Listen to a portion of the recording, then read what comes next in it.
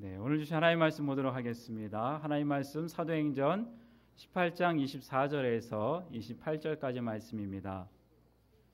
사도행전 18장 24절에서 28절까지 말씀, 제가 진 성경 신약 220페이지에 있는 말씀입니다. 우리 한 절씩 교독하겠습니다. 알렉산드리아에서 난 아볼로라 하는 유대인이 에베소에 이르니 이 사람은 언변이 좋고 성경에 능통한 자라.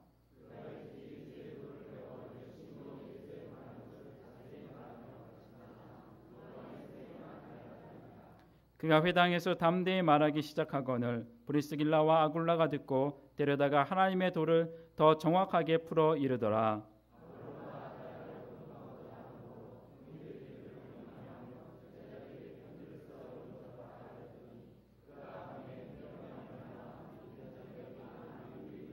함께 봅니다. 이는 성령으로서 예수는 그리스도라고 증언하여 공중 앞에서 힘있게 유대인의 말을 이김이러라. 아멘. 이 시간 담임 목사님 나오셔서 복음을 위한 화문이라는 제목으로 말씀 전해 주실 때 은혜 많이 받으시기 바랍니다. 사도행전의 후반부에는 주로 사도 바울이 선교 여행 중에 겪은 이야기들이 계속해서 이어지고 있습니다. 그런데 오늘 본문은 좀 달라요. 바울 이야기를 잠시 중단하고 새로운 이야기가 삽입되고 있는데요. 이야기의 주인공으로 아볼로라는 사람을 등장시킵니다. 오늘 본문 24절은 이렇게 시작을 합니다. 알렉산드리아에서 난 아볼로라 하는 유대인이 에베소에 이르니. 아볼로가 알렉산드리아에서 태어났다, 알렉산드리아 출신이다 라는 것을 강조하고 있습니다. 먼저 이 알렉산드리아에 대해서 좀 자세히 알아볼 필요가 있는데요. 알렉산드리아라고 하는 것은 지리적으로 아프리카의 맨 북단, 이집트 북쪽 지중해 변에 있는 항구 도시입니다. BC 332년에 헬라 제국의 황제였던 유명한 알렉산더 대제가 자기 이름을 따서 이상적인 도시를 만들어 보겠다고 세운 도시입니다. 우리나라로 하면 세종시 정도 될까요? 원래 아무것도 없던 벌판에다가 계획도시를 세운 곳입니다. 이 도시가 나중에 로마 제국이 세계를 지배하게 되면서 로마 제국에 편입이 되는데요. 당시에 로마, 그리스, 또 소아시아, 팔레스타인, 북부 아프리카, 지중해 전 지역을 연결하는 로마 제국에서 제일 큰 도시가 로마고요. 그리고 그 다음 큰 도시가 바로 이 알렉산드리아입니다. 당시에 알렉산드리아는 학문적으로도 굉장히 뛰어난 곳이었습니다. 이집트라는 나라가 원래 이 피라미드라고 하는 현대에서도 참 불가사의하다 하는 그런 건축물을 쌓아 올릴 만큼 수학과 과학의 수준이 뛰어난 나라였죠. 유명한 기하학자 유클리드가 바로 이곳 사람입니다. 거기에다가 이곳에 그리스 철학이 들어와서 신플라톤주의와 헬레니즘 문화가 꽃을 피웠습니다. AD 7세기에 이슬람 세력이 이곳을 점령하고 이곳에 큰 도서관이, 당대 세계에서 가장 큰 도서관, 장서가 50만에서 60만 권이 됐다고 합니다. 2000년 전에. 그 책들을 모조리 한 권도 남기지 않고 다 불태워버립니다. 그 바람에 학문적 유산이 제대로 우리에게까지 전달되지는 못했습니다만 아무튼 알렉산드리아는 학문적으로 가장 앞선 도시였습니다. 이처럼 당시 알렉산드리아는 여러모로 대단한 도시였고 내가 알렉산드리아 출신이다 라고만 해도 모두가 알아주던 그런 시절이었습니다. 오늘 본문이 아볼로를 소개하면서 알렉산드리아 출신이라고 굳이 밝힌 이유는 그가 이처럼 학문적인 수준이 높은 도시에서 태어났고 제대로 된 수준 높은 교육을 받은 인텔리였다라고 하는 것을 암시하는 것입니다.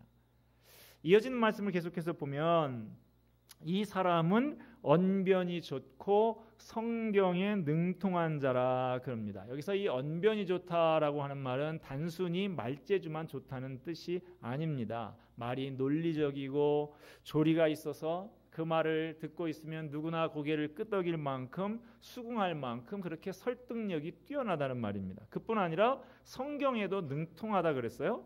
그 당시 알렉산드리아에는 흩어진 유대인들, 디아스포라 유대인들이 100만 명이나 이주해서 살고 있었습니다. 현재 우리가 살고 있는 이 수원 땅의 인구가 120만 정도 된다고 그러는데 2000년 전에 수원 인구에 조금 못 미칠 정도의 엄청난 인구의 유대인들이 알렉산드리아에 살고 있었다. 굉장한 것이죠. 이 100만 명이나 되는 알렉산드리아의 유대인들은 자녀들의 신앙 교육을 위해서 성경을 가르치고자 했는데 그들은 유대인이지만 이미 히브리어를 다 잊어버렸습니다. 헬라어를 사용하고 있었기 때문에 헬라어로 번역된 성경이 필요하게 됐어요. 이러한 필요에 의해서 70여 명의 학자들이 모여서 번역 작업을 한 끝에 헬라어 번역 성경을 만들게 됐고 70명이 번역을 했다. 그래서 70인경이라고 흔히 부릅니다. 이 70인경이 만들어진 곳이 바로 이 알렉산드리아입니다. 이런 도시 알렉산드리아에서 자란 아볼로, 어렸을 때부터 헬라 철학과 성경을 많이 공부했고 헬라 철학과 성경에 모두 능통한 사람이 되었습니다. 25절 말씀을 보십시다. 그가 일찍이 주의 도를 배워 열심히 예수에 관한 것을 자세히 말하며 가르치나 요한의 세례만 알 따름이라. 자, 일찍이 주의 도를 배웠다 그럽니다. 주의 도, 주의 길도자죠. 주의 길이라는 말인데요. 이 주의 길이라는 말은 구약 성경에서 이사야 선지자가 많이 사용하면서 강조했던 말인데요. 메시아의 오실 길을 말하는 것이죠. 알렉산드리아 학파 유대인들은 메시아 대망 사상에다가 초점을 맞추어서 구약 성경을 이해하고 있었고 이런 영향이 거기에서 나서 성경을 배운 아볼로에게도 그대로 나타나고 있는 거예요. 아볼로는 구약 성경을 배우고 연구하는 가운데 성경이 강조하는 핵심 사상은 바로 메시아의 오심이다라고 하는 것을 깨달아 알게 됐습니다. 그 주의 길을 예비하기 위해서 세례 요한이 왔다라는 사실까지도 알게 됐어요. 이렇게 아볼로는 성경에 일찍이 능통하고 성경에서 가르치는 핵심 사상이 메시아에 관한 것이다 라는 것을 알았고 그것을 다른 사람들에게 열심히 가르쳤습니다. 그런데 이 사람이 메시아이신 예수님에 대해서 자기는 나름대로 안다고 열심히 가르쳤는데 사실은 이 사람이 아는 것이 좀 부족했어요. 요한의 세례만 알 따름이라 그랬습니다. 회개하라 천국이 가까웠느니라 하면서 외치면서 주님의 길을 예비했던 세례 요한과 그가 베푼 세례의 의미까지는 잘 알았습니다. 그런데 정작 그 세례 요한이 나는 아무것도 아니고 내 뒤에 주인공이 오신다라고 소개했던 그 주인공 예수님이 버리신 십자가의 사건과 부활 사건 그리고 그 위에 있었던 성령 강림 사건과 그 의미에 대해서는 정확히 모르고 있었던 거예요. 그런 아볼로가 에베소에 도착해서 회당을 찾아갑니다. 그래서 탁월한 언변과 해박한 성경 지식을 가지고 사람들을 열심히 가르칩니다. 성경이 가르치는 핵심은 메시아에 관한 것인데 세례 요한이 온 것은 바로 그 메시아를 예비하기 위해서 온 것이라고. 바로 그 자리에 그 가르침의 자리에 사도 바울이 남겨두고 갔던 브리스길라와 아굴라 부부가 있었던 것이죠. 이 부부가 앉아서 이 아볼로 선생의 가르침을 듣자고 하니 정말 탁월해요. 내용도 좋고 언변도 좋은데다가 열정까지 있어요. 그런데 한참 듣고 앉아 있다가 보니까 뭔가 부족하다라는 생각이 드는 거예요. 자신들에게 복음을 알려줬던 바울 사도는 언변은 좀 부족했어도 복음의 핵심을 정확하게 가르쳐줬는데 아볼로는 그 부분에 대해서 정확하게 꿰뚫어 주지를 못하고 아쉬운 부분이 있는 것이었습니다. 그때 이 부부가 처신하는 모습을 보면 얼마나 지혜롭게 행동하고 처신을 하는지 모릅니다. 저 같으면 아볼로 선생님 그건 아닌 것 같은데요. 제가 바울 사도한테 배운 사람인데요. 이렇게 좀 토론하자고 나왔을지도 모르겠는데 이들은 그렇게 하지 않습니다. 우리 다 같이 26절 말씀을 한번 보십시다. 시작. 담대히 말하기 시작하거늘 데려다가 하나님의 도를 더 정확하게 풀어 이르더라. 자, 아볼로의 청산유수와 같은 강의가 끝나고 이 부부가 아볼로 선생을 자기 집에 모신 거예요. 식사 대접도 아마 잘 했지 않았나 그런 생각이 듭니다. 그러고 나서 조심스럽게 아까 회당에서 가르쳤던 내용에 대해서 언급을 합니다. 하나님의 도를 더 정확하게 풀어 이르더라. 비교급이 나오죠. 더 정확하게. 아볼로가 한 것도 틀렸다는 건 아니에요. 더 정확하게. 선생님, 오늘 강의가 참 은혜로웠습니다. 그런데 저희가 바울 사도에게 배운 바에 의하면 이런 부분은 이렇게 좀 보충이 필요하지 않은가 싶은데요. 겸손하게 말하는 이 천막쟁이 부부의 충고를 대학자 아볼로가 역시 겸손하게 감사하게 받아들입니다. 여러분 한번 생각을 해보십시오. 이 아볼로 같은 명망 있는 지식인이 브리스길라 아굴라 같은 이 천막쟁이한테 가르침을 받는다. 말이 됩니까? 그러나 아볼로는 겸손히 그들에게 배웠습니다.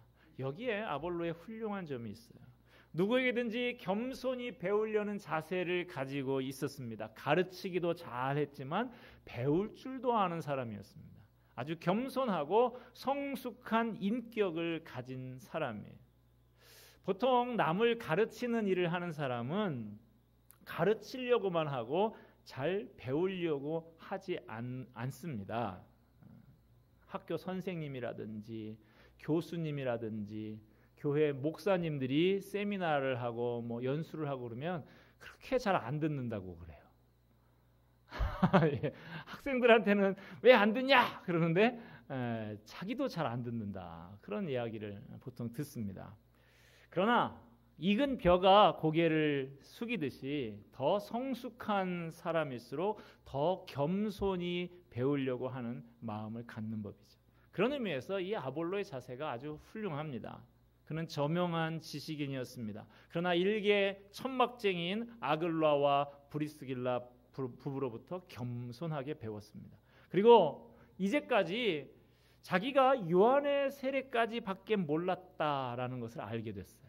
자기가 그토록 성경의 핵심 사상이라고 가르쳤던 메시아가 바로 십자가에 죽으시고 부활하신 예수님이라는 것을 정확하게 알게 되니까 성경이 확 뚫리는 거예요. 비로소 성경을 제대로 꿰뚫어서 밝히 알게 되었던 것입니다. 자, 그 결과 어떤 열매가 나타나는지 한번 봅시다. 27절과 28절을 우리 같이 한번 읽어보겠습니다. 아볼로가 아가야로 건너가고자 하므로 형제들이 그를 격려하며 제자들에게 편지를 써 영접하라 하였더니 그가 감에 은혜로 말미암아 믿은 자들에게 많은 유익을 주니 이는 성경으로서 예수는 그리스도라고 증언하여 공중 앞에서 힘있게 유대인의 말을 이기미러라. 자, 아볼로가 에베소를 떠나서 아가야, 지금의 그리스 지역으로 건너갑니다. 그래서 믿은 자들에게 많은 유익을 주었다 그랬어요. 어떻게 유익을 주었을까요? 성경에 보면 성경으로 예수는 그리스도라고 증언하여 공중 앞에서 힘있게 유대인의 말을 이기미러라 그랬습니다. 기존에도 아주 능통한 성경 지식을 갖고 있었던 사람이었습니다. 거기에다가 브리스길라 부부로부터 배운 정확한 복음의 지식까지 더하게 되니까 사자에게 독수리 날개를 달아준 격이 된 것이죠. 성경의 핵심 사상은 메시아가 오신다는 것인데 그 메시아가 바로 십자가에 죽으시고 부활하신 예수님이다 하고 성경적인 증거를 척척 찾아가면서 반대하는 유대인들을 꼼짝 못하게 만드는 것이죠. 아무도 아볼로를 당해낼 수가 없어요. 그러니 이런 아볼로의 존재가 아직은 연약한 교회 성도들을 든든히 세우는데 얼마나 큰 유익이 되었는지 모른다 하는 그런 기록입니다. 이처럼 아볼로는 초대교회를 굳건히 세워나가는 데 중요한 역할을 감당하는 지도자가 됩니다. 오늘 본문 바로 뒤에 나오는 사도행전 19장 1절 말씀을 보면요, 아볼로가 고린도에 있을 때에 하고 나옵니다. 아볼로가 고린도까지 가서 가르쳤다는 것이죠. 고린도는 우리가 알다시피 바울 사도가 이미 1년 6개월 이상 머물면서 이 순회 복음 전도자 치고는 상당히 긴 기간을 머물면서 가르치고 교회를 세웠던 개척했던 곳이죠. 그런데 그곳에 이 아볼로가 가서 그들을 더 성숙시키고 성장시키는 사역을 감당했다 하는 것이죠. 그런데 고린도에서 은혜로운 일만 있었던 것이 아닙니다. 바람직하지 않은 일들도 생겨나게 됐어요. 성숙하지 못한 이 사람들이 자꾸만 바울과 아볼로 중에 네 생각에는 누가 더 나은 것 같냐, 이따위 짓들을 하는 거예요. 여러분, 바울하고 아볼로 중에 누가 더 인기가 좋았을 것 같습니까? 1대 목사격인 바울 사도하고 2대 후임 목사격인 아볼로하고 누굴까요? 한번 찍어보세요. 뭐 정답은 없으니까. 아볼로가 좋을 것 같아요. 예, 그랬던 것 같습니다. 물론 처음 복음을 그들에게 전해준 바울 사도를 잊지 못해하는 사람들도 있기는 있었지만 아볼로의 인기가 하늘을 찔렀어요. 그도 그럴 것이 아볼로가 언변이 아주 좋아서 성경을 조리 있고 알기 쉽게 풀어주니까 말씀이 머리에 쏙쏙 들어오고 하나도 지루하지 않고 성경 진리를 알아가기 시작하는 것입니다. 또 얼마나 힘차고 열정적으로 설교를 하는지 날마다 감동이 있고 은혜가 넘치는 것이었죠. 그런데 바울은 어땠느냐? 아까 일부 예배 때는 제가 똑같은 질문을 해보니까 그래도 현직이 세죠. 이렇게 어떤 분이 그런 얘기를 하시기도 했었어요. 바울 이전에 개척했던 바울은 어땠느냐? 고린도후서 10장 10절에 보면 바울에 대한 이런 평가가 기록되어 있습니다. 그들의 말이 바울의 편지들은 무게가 있고 힘이 있으나 그가 몸으로 대할 때는 약하고 그 말도 시원하지 않다 하니. 무슨 말입니까? 예전에는 바울 사도가 최고인 줄 알았는데 아볼로 목사님이 오고 나니까 바울 사도는 영 말도 시원치가 않고 그냥 뭐라고 하는지 졸리고 어렵고 딱딱하기만 하고 잘 못 알아들었어. 역시 아볼로 목사님이 최고야. 뭐 이런 말입니다. 교회 안에 이런 말이 자꾸 돈다는 소식을 그 교회를 개척한 바울이 듣게 됐을까요? 못 듣게 됐을까요? 들었으니까 그 얘기를 자기가 편지를 쓰고 있잖아요. 나 그런 소리 듣고 있다? 어떻게 보면 좀 속이 좀 상했을 것 같기도 해요. 그런데 고린도전서 16장 12절 말씀에 보면 바울이 아볼로에 대해서 이렇게 언급하는 것이 나옵니다. 형제 아볼로에 대하여는 그에게 형제들과 함께 너희에게 가라고 내가 많이 권하였으되 지금은 갈 뜻이 전혀 없으나 기회가 있으면 가리라. 지금 바울이 아볼로더러 고린도 교회로 좀 가라 그러고 여러 번 권면을 했다는 거예요. 왜요? 고린도 교인들이 내 바울의 가르침은 자꾸 어렵고 지루하고 무슨 소리인지 모르겠다고 그렇게 하고 당신 아볼로 선생의 가르침이 쏙쏙 들어오고 좋다 그러니 당신이 가서 이 교인들의 유익을 위해서 좀 가르쳐줘라. 그렇게 자꾸만 몇 번이나 부탁을 했다는 거예요. 그런데도 아볼로가 안 가겠다고 거절을 하고 있다. 언젠가는 가겠지. 이런 편지를 지금 쓰고 있어요. 여러분, 이 상황이 어떤 것인지 이해가 가십니까? 바울은 아볼로에게 자꾸 고린도 교회에 가보라고 권면을 하는데 아볼로는 아볼로대로 자기가 자주 그곳에 가는 것 때문에 교인들이 혼선을 빚어서 바울파니 아볼로파니 하면서 패를 가르고 결국에 바울에게 누를 끼치게 되는 것을 원치 않아서 극구 가지 않겠다고 사양을 하고 있는 것입니다. 바울은 고린도전서 3장 5절 6절에서 자신과 아볼로의 관계에 대해서 또 이렇게 말을 합니다. 아볼로는 무엇이며 바울은 무엇이냐? 그들은 주께서 각각 주신 대로 너희로 하여금 믿게 한 사역자들이니라. 나는 심었고 아볼로는 물을 주었을 때 오직 하나님께서 자라게 하셨나니.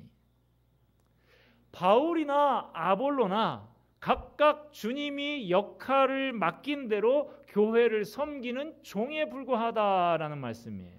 바울은 복음을 뿌리고 심는 사역, 즉 전도하고 교회를 개척하는 사역을 감당을 했고, 아볼로는 물을 주는 사역, 즉 성도들을 양육하고 교회를 더 든든히 세워나가는 사역을 감당했지만, 둘 다 주님이 주신 것 가지고 주님이 맡기신 일을 수행하는 종들에 불과하다 하는 것입니다.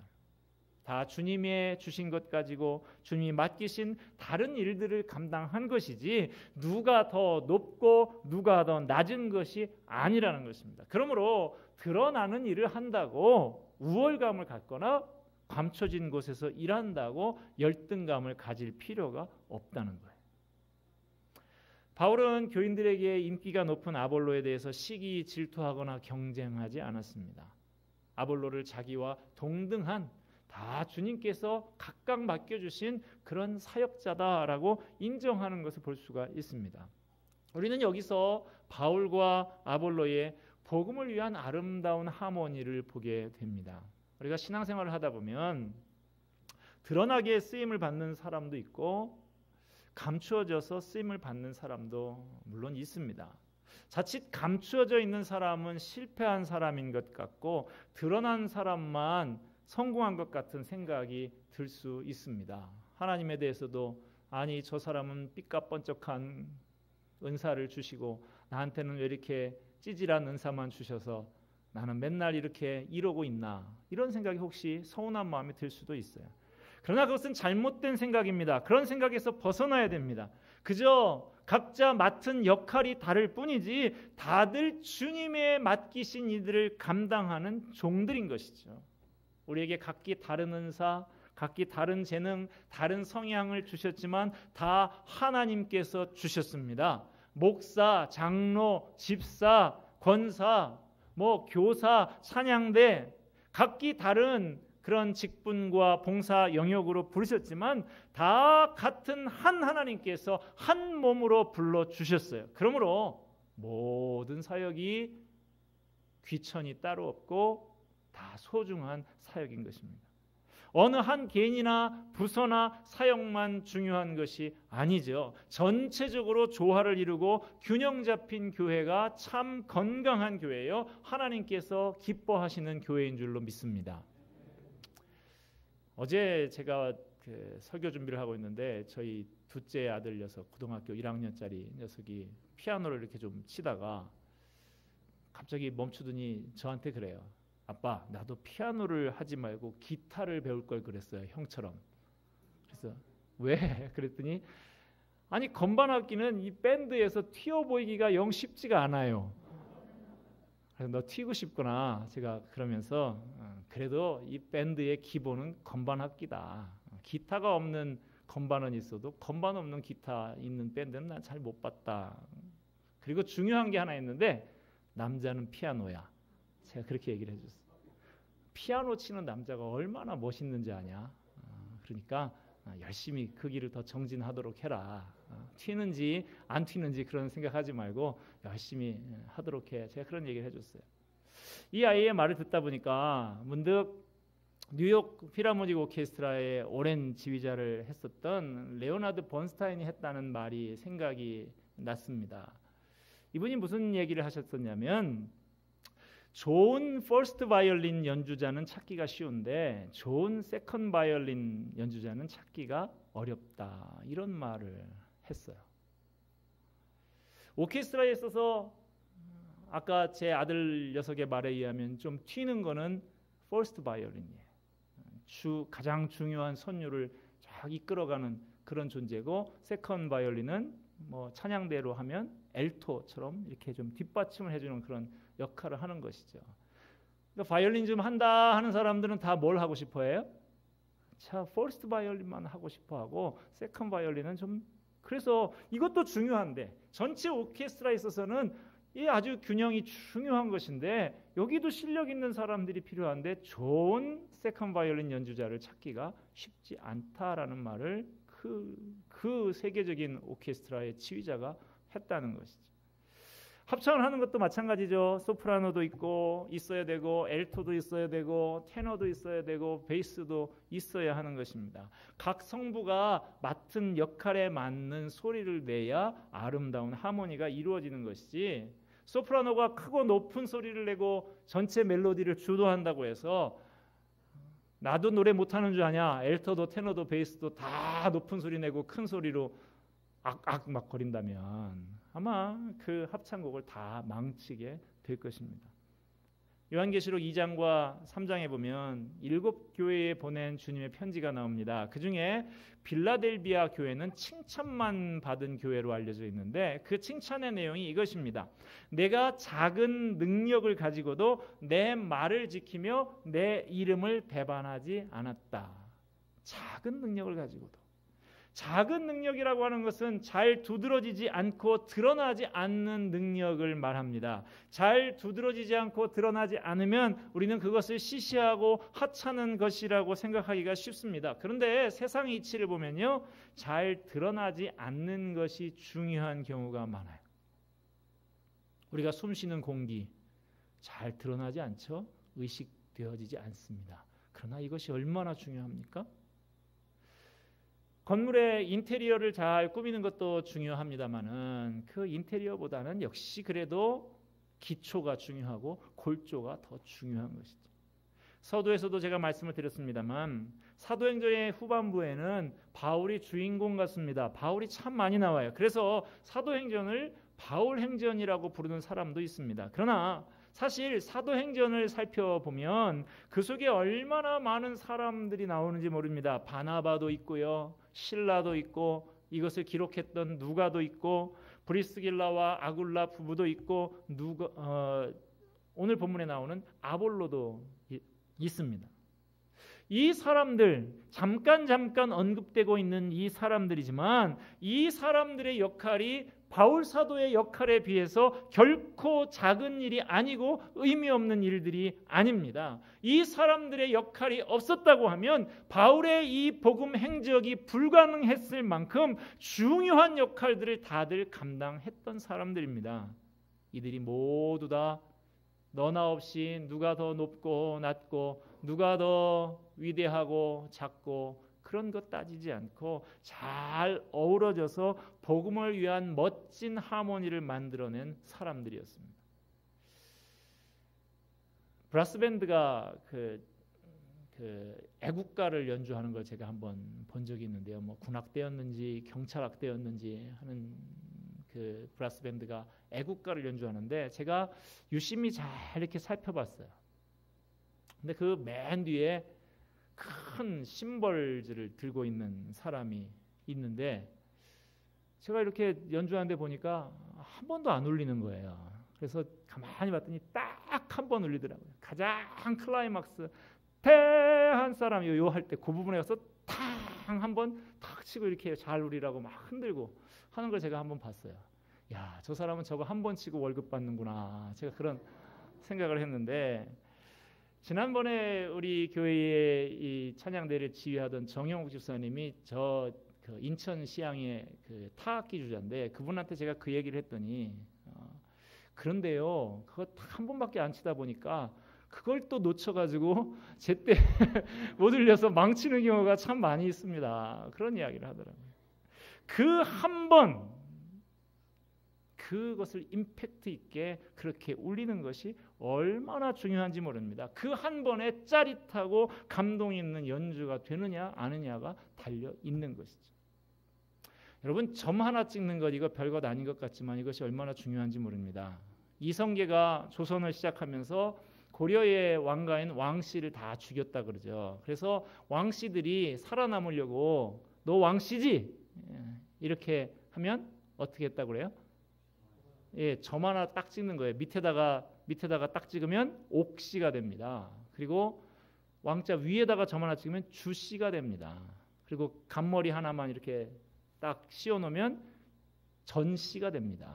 이런 식으로 해서 생명을 유지했다라고 하는 거죠. 그래서 지금도 주씨, 옥씨, 전씨는 서로 결혼을 안 한다. 뭐 그런 이야기를 제가 들었는데 여러분, 점 하나 있고 없고 이 점이 목숨을 좌우한다는 사실이죠. 여러분의 존재가 브라스밴드의 맨 뒤에 가려져 있는 심벌즈 같이 그렇게 파묻혀져 있다고, 있는 듯 없는 듯한 점 같은 존재라고 의기소침하거나 소홀히 여겨서는 절대로 안 되는 것입니다. 여러분의 작은 그 섬김에 가정의 평화와 행복이 달려 있습니다. 여러분의 작은 헌신에 교회의 건강이 달려 있습니다. 여러분의 작은 손길과 말 한마디에 한 영혼의 구원이 달려 있습니다. 복음을 위해서 각각의 자리에서 주님의 맡겨주신 그 사명들을 묵묵히 감당하며 아름다운 하모니를 이루었던 사도행전의 인물들처럼 오늘도 우리 각자에게 허락하신 삶의 현장인 가정과 일터와 교회에서 맡은 역할을 묵묵히 감당하여서 아름다운 하모니를 만들어가는 저와 여러분이 되기를 바랍니다. 기도하겠습니다.